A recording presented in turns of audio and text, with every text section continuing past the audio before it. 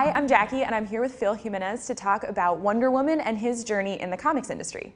Hi, Phil. How did you first discover the character of Wonder Woman? I discovered Wonder Woman when I was about 3 years old.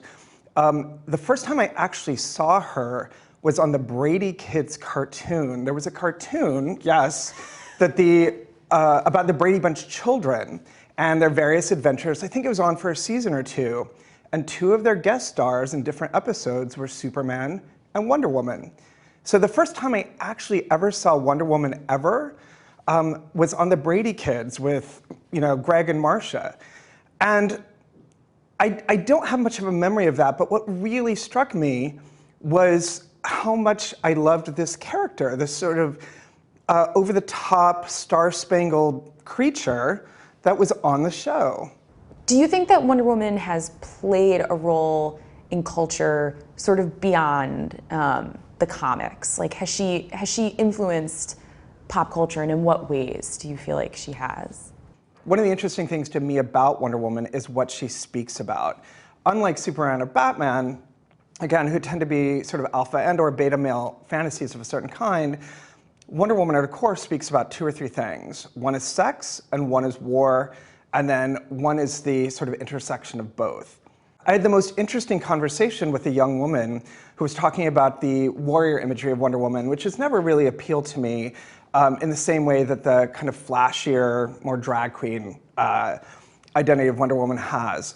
And she was explaining to me that the symbolism of a woman who is willing to war against a culture who will war against them is very powerful.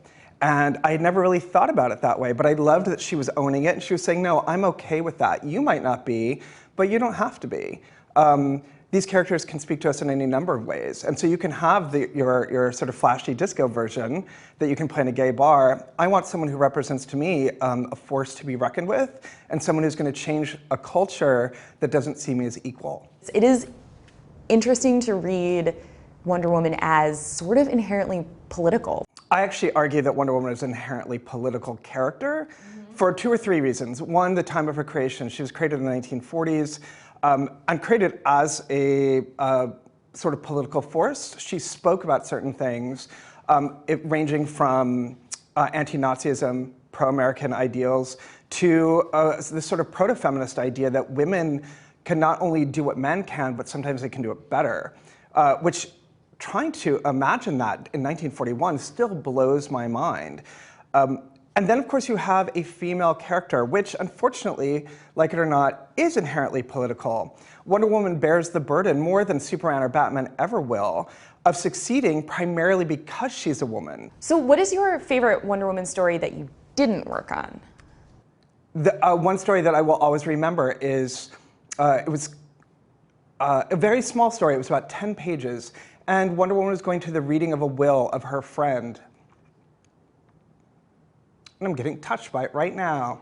And her friend had asked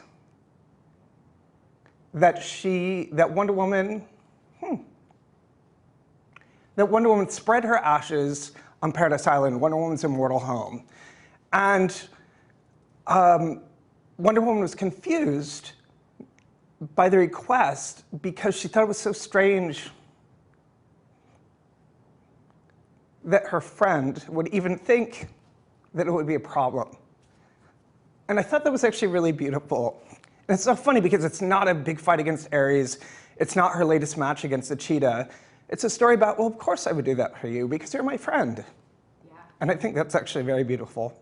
Because she's female, there are these stories. I just feel like it would be, I can't imagine the Batman equivalent or these more like human, emotional kind of, I don't know, story, even though Batman is human. So going back to why I like Wonder Woman, one of the things that was interesting growing up as a queer kid, I always say, is that looking for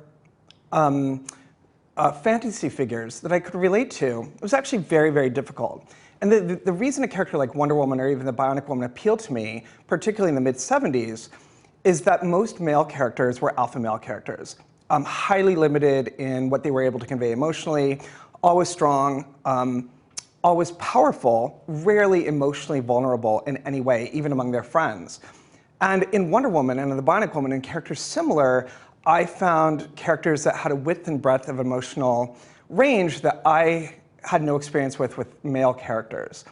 I know a lot of women, particularly feminists in my business, are not so fond of a lot of these older versions of female characters, primarily because the range of emotions tends to be on the weaker side. They cry, they are fearful, they need help. But those are all emotions I connected to personally and never saw in heroes, but I could see them in heroines.